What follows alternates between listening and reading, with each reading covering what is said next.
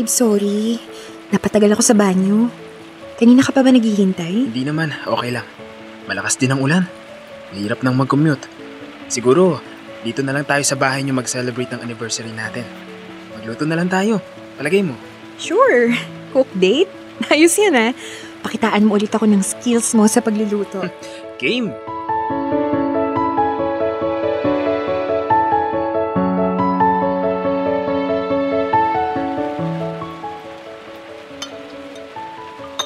Iba talaga kapag mayroong mala Chef Gordon Ramsay na jowa. Daig mo pa magluto ng steak yung mga nasa steakhouse. Ang sarap nitong steak. Hindi well done at lalong hindi congratulations. Perfect! Talaga? Mabuti naman at nagustuhan mo. Oo naman, babe. Parang ang mas gusto ko na nga lang na ganito tayo. Yung sa bahay lang tayo kakain tapos nakikita ko na pinagluluto mo ko. Mas lalo kong nai-inlove sa'yo. Aba, talaga? Oo. Pakis nga. Mwah. Nox! Sweet naman. Okay pala na ipagluto kita palagi. Tapos ang bayad mo sa akin ay kiss. Thank you talaga dito, babe, ha? And I'm happy na umabot tayo ng 1 taon. Sino mag-aakala na crush lang kita dati tapos boyfriend na kita ngayon? Masaya din ako na nakilala kita. Kasi, magmula nang dumating ka sa buhay ko, mas naging inspired ako. Mas ginanahan ako magluto. Mayaman nga lang ako. Magpapatayo ako ng sarili kong cafe. Tapos, sa'yo ko ipapangalan. Ay, ang sweet mo naman. Nakita mo yun? Ashley's. Di ba ang ganda? Pangako ko sa'yo, babe. Balang araw, magkakaroon din ako ng sarili kong negosyo. At naniniwala rin ako sa'yo. Sa galing mong magluto, plus ang gwapo-gwapo mo ay, tsak, dudumugin yung cafe mo. Alam mo yan ang gusto ko sa'yo, babe. Pinapalakas mo pang lalo ang loob ko. Kumain ka pa. But leave some room para sa dessert.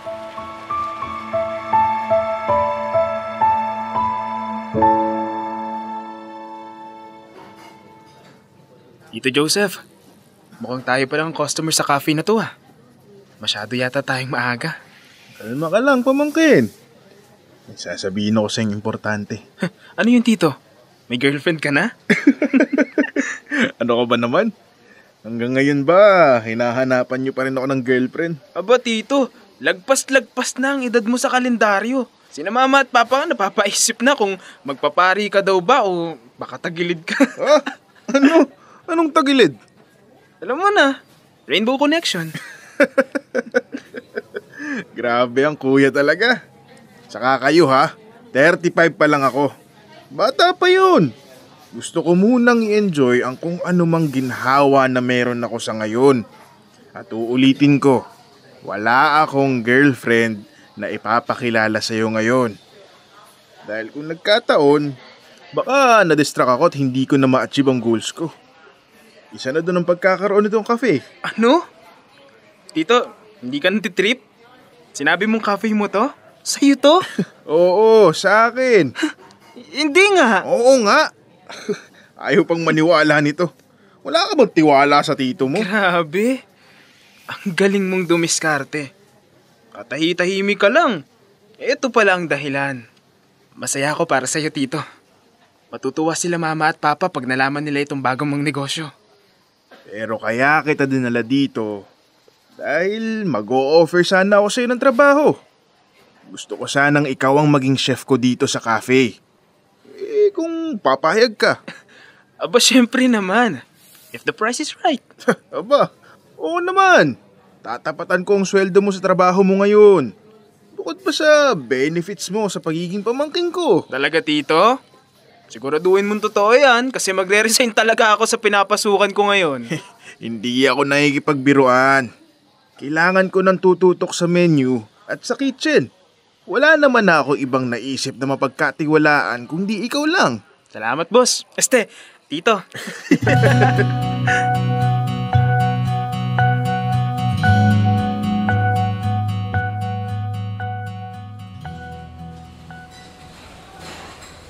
Kayo muna ang bahala sa ibang mga orders ha. Mag-break lang ako, 15 minutes. Yes, chef! Babe, may napili ka na? Anong in-order mo? In-order ko yung mga favorite kong luto mo. Steak, burnt past cheesecake, saka yung caramel macchiato. Babe, thank you sa libre ha. Mukhang mapapadalas yung tambay ko dito. Ayos. E di mas lalo akong gaganahang magluto. Ay, babe, tingnan mo. Ang daming tao. Pinadumog agad tong cafe. Hindi na nakakapagtaka kasi nga, masarap kang magluto. Thank you, babe, sa pagiging number 1 fan ko, ha? Mas lalo tuloy akong nagiging porsigido na makapag-ipon para sa future natin. Dahil naniniwala ako sa kakayahan mo. Alam ko na balang araw magkakaroon ka rin ng sarili mong cafe. Diba nga sabi mo, Ashley's? Oo, babe. Balang araw. Pamangkin, kumusta? Kumain ka na ba? Ay, Tito. Si Ashley po pala, girlfriend ko. Ashley, si Tito Joseph, ang may-ari ng cafe na to. Boss ko. Hello po.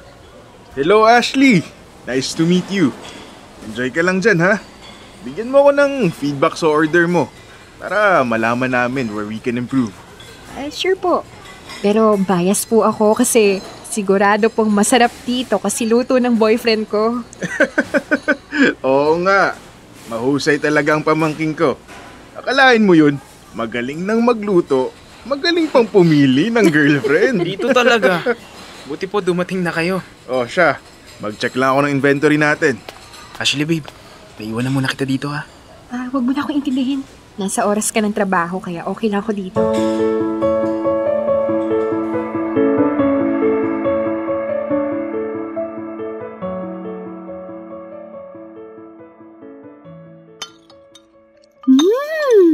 Ang sarap nitong creamy spinach pasta.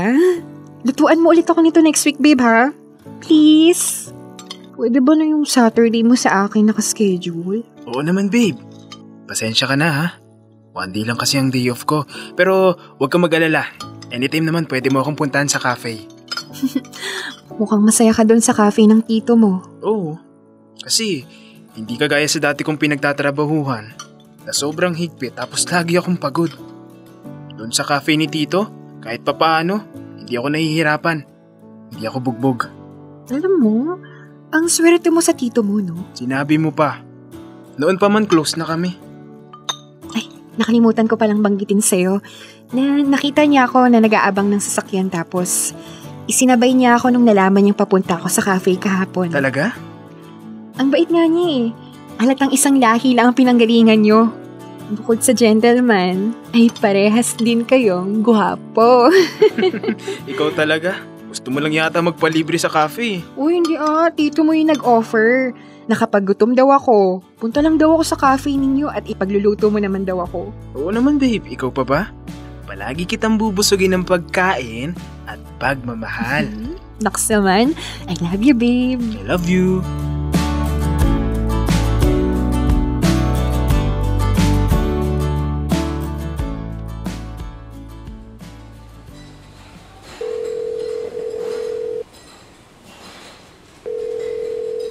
Kagabi pa ako hindi kinakausap nitong si Ashley.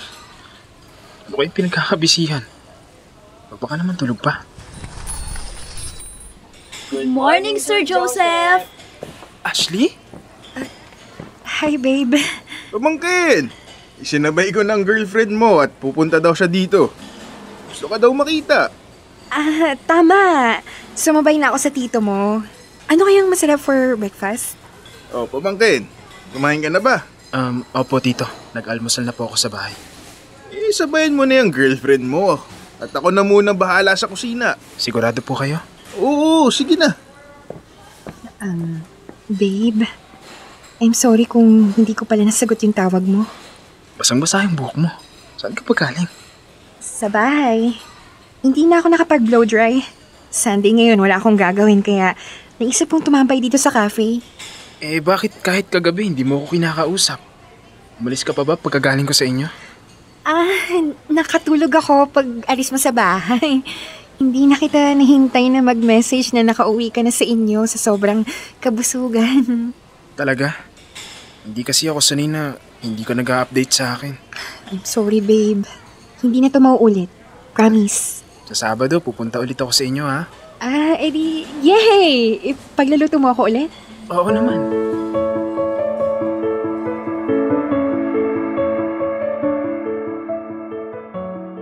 Dear love, Kung may tinatawag na woman's intuition, hindi ko alam kung ano ang itatawag sa nararamdaman ko. Napapansin ko ang pagbabago sa mga kinikilos ng girlfriend ko. Hindi ako mapakali. May mali sa mga nangyayari. Hindi ko matukoy kung ano. Pero alam kong hindi tama ang mga bagay na nangyayari sa paligid ko.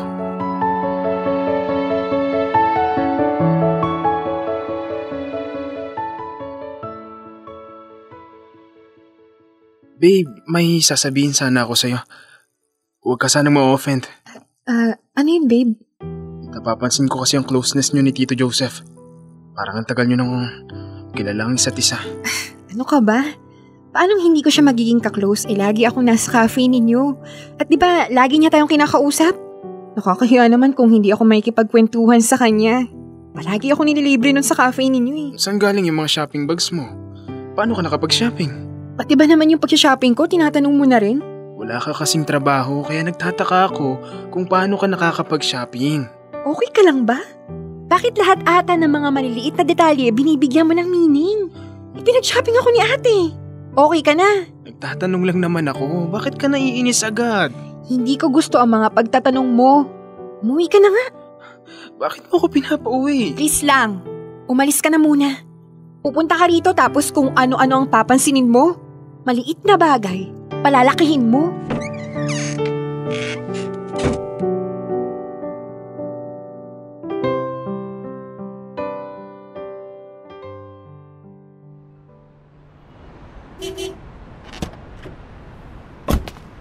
Ay, Joseph! Anong ginagawa mo dito? Kakaalis lang ni Patrick. Ano ka ba? Flowers for you. Pasensya na kung hindi na ako nakapag-abiso sa pagpunta ko ngayon. Miss na kita, Ashley. Miss na rin kita, Joseph. Hindi ba kayo nagkasalubong ni Patrick? Hindi ko naman siya nakita pagbaba ko ng sasakyan. Ay, tara na nga. Pumasok ka na sa loob. Bakis muna ako. Sige na. Ay, sa loob na lang at baka may makita sa atin dito sa labas. Mga walang hiya kayo! Sabi na nga ba, tama ang hinala ko. Ang kakapal ng mga mukha nyo. Paano nyo ako nakuhang lokohin ng ganito?